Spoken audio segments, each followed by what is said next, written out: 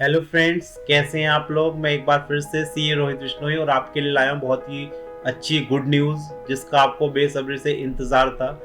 अभी क्या होता है, जैसे आप लोन लेने के लिए जाते हैं, अपने 3 साल की इनकम टैक्स रिटर्न की ज़रूरत होती है और आप देखते हैं कि आपके पिछले किसी साल की रिटर्न ई वेरीफाई होने से रह गई है और वो उस पर इनवैलिड लिखा हुआ आ रहा है, तो वो बैंक वाले लोन लेने के लिए उसे मना कर रहे हैं। तो गवर्नमेंट ने यहाँ पर एक रिलीफ दिया है टैक्स पेयर्स के लिए कि अगर आपकी पिछले 5 सालों की कोई भी इनकम टैक्स रिटर्न वेरीफाई होने से रह गई हो तो आप उसे वेरीफाई कर सकते हैं और वो आपकी रिटर्न एज वैलिड ट्रीट होगी। और अगर आपका रिफंड कुछ बन रहा था तो वो रिफंड भी आपको दिया जाएगा। तो गवर्नमेंट ने इसके लिए एक सर्कुलर इशू करा है। तो आइए शुरू करते हैं ये video step by step. Let's start.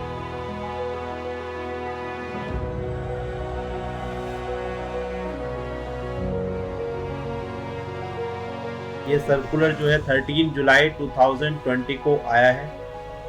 One time relaxation for verification of tax returns for the assessment years. एक टाइम रिलैक्सेशन दी है असेसमेंट ईयर्स के लिए। कौन कौन से असेसमेंट ईयर हैं? 15 16, 16 17, 17 18, 18 19 and 19 20 which are pending due to non-filing of ITR-V forms and processing of such return। अगर आपने रिटर्न फाइल कर दी है इन सालों की बट वो ई वेरीफाई नहीं हुई है और पेंडिंग शो हो रही है, उनके लिए रिलैक्सेशन शो दी गई है। अब इसके लिए क्या करना है? In respect of an income tax return, इन सालों की अगर कोई return which is filed electronically without digital signature, अगर आपने इन सालों की रिटर्न फाइल करी है बिना डिजिटल सिग्नेचर के, द टैक्स पेयर की जो रिक्वायरमेंट होती है, जो आईटीआर फाइल होती है, उसे 120 दिन के अंदर अंदर हमें ई वेरीफाई करना होता है। ई वेरीफाई के ऑप्शन होते हैं, इसकी वीडियो में एक अलग से दे दूंगा। ई वेरिफिकेशन कैसे करते हैं? आधार ओटीपी से, नेट बैंकिंग से, बैंक अकाउंट नंबर से, डीमैट अकाउंट नंबर से, एटीएम से, या आप फिजिकली कॉपी निकाल कर साइन कर बैंगलोर भेजकर उसके थ्रू भी आप ई वेरिफिकेशन करा सकते हैं। तो ये 120 दिन के अंदर अंदर आपको कराना था, बट अगर आप नहीं करा पाए हैं और वो पेंडिंग आ रही है तो उस चीज को आप 120 दिन के बाद भी करा सकते हैं। In this regard it has been brought to the notice of the CBDT. CBDT ने देखा कि हमारे पास large number of electronically filed ITR still remain pending with the income tax department for want of receipt. जब उन्होंने अपना data analysis करा तो उन्हें पता था रिटर्न्स तो काफ़ी सारी फाइल हो चुकी हैं बट उनका ई वेरिफिकेशन बहुत ज़्यादा पेंडिंग है, रिटर्न्स ई वेरीफाई नहीं हो पाई हैं। From the tax payer concern in law, consequences of non-filing the ITR-V within the time allowed is significant, as such return is can be declared no existent in law thereafter all the consequences। अगर आप ई verify नहीं करते हैं और return आपने file कर रखी है तो उस रिटर्न को ये माना जाता है कि आपने रिटर्न फाइल ही नहीं करी और आपको एज इट इज ट्रीट करा जाएगा कि आपने रिटर्न फाइल नहीं करी, तो उस पर penalty as non filing of return लगेगी। इन दिस कंटेक्स्ट अब गवर्नमेंट ने ये रिलीफ दिया है यहाँ पर, one time measure for resolving the grievances of tax payers associated with non filing of ITR-V for earlier assessment years and to regularise such return which have either become non-existent or have remained pending due to non-filing or non-receipt of respective ITR-V form, the CBDT in exercise of powers under section 119 of the Act in case of returns for assessment year 15 16, 16 17, 17 18, 18 19 and 19 20 which were uploaded electronically by the taxpayer within the time allowed under section 139 of the Act and which have remained incomplete due to non-submission of ITR। जो आपने return 139 की time limit के अनुसार file कर दी थी but उसका ई verification नहीं हुआ था, तो उसके लिए वन टाइम गवर्नमेंट ने मेजर दिया है कि आप उसे अब वेरीफाई कर सकते हैं। और कब तक कर सकते हैं? तो इसमें इन्होंने डेट दी है 30 सितंबर 2020 तक। जो आपकी ITR इन 5 साल की अगर पेंडिंग है और वो रिटर्न्स आपने as per the time limit of 139 file करी थी तो आप 30 सितंबर तक उसे ई वेरीफाई कर देंगे तो आपके रिटर्न को वैलिड ट्रीट कर लिया जाएगा। तो ये बहुत ही अच्छा रिलीफ गवर्नमेंट ने दिया है।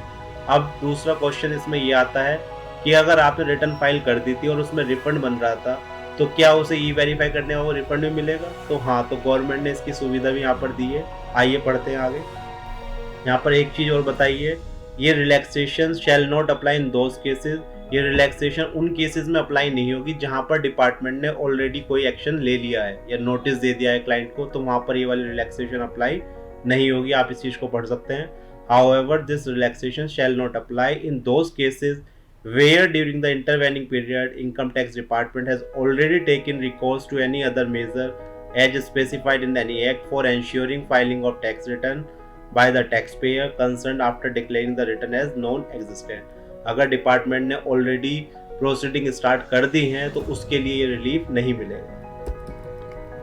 अब जो मैंने आपको बताया था कि आपका रिफंड है, तो रिफंड पे इंटरेस्ट भी आपको मिलेगा और रिफंड भी आपका आएगा।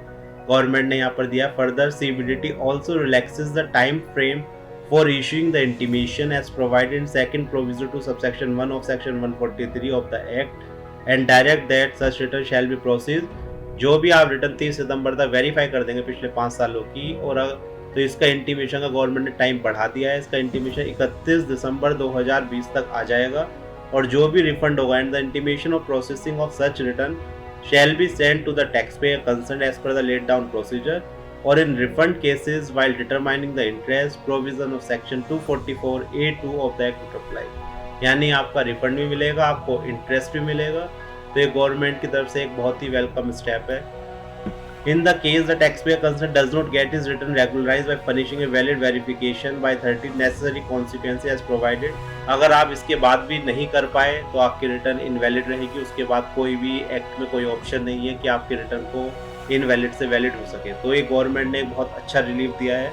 आप सब लोग इसका बेनिफिट उठाइए और अपने पैन कार्ड से या तो अपने कंसल्टेंट से बोलिए कि आपकी जो रिटर्न्स हैं लास्ट 5 ईयर्स की वो प्रॉपरली वेरीफाइड हैं नहीं है। अगर नहीं हुई तो आप उसे कर सकते हैं, उसकी एक कॉपी लीजिए, ताकि अगर आपकी कोई इनवैलिड रह गई है तो आप इस सर्कुलर का बेनिफिट उठा सकें और आपको लोन वगैरह लेने में या कहीं पर ITR आपको लगानी है तो परेशानी आपको ना आए। तो दोस्तों ये एक छोटा सा सर्कुलर था जो बहुत ही ज़्यादा इम्पोर्टेंट था आप लोगों के लिए। गवर्नमेंट ने आपको बहुत ही अच्छा मौका दिया है, इसका फ़ायदा उठाइए और आज ही अपनी इनकम टैक्स रिटर्न चेक करिए। कोई रह गई है तो उसे वैलिडेट करिए, ये वेरीफाई करिए और इसका बेनिफिट लीजिए। तो ये थी एक छोटी सी वीडियो, फिर मिलेंगे हम नेक्स्ट वीडियो में। Bye bye, thank you.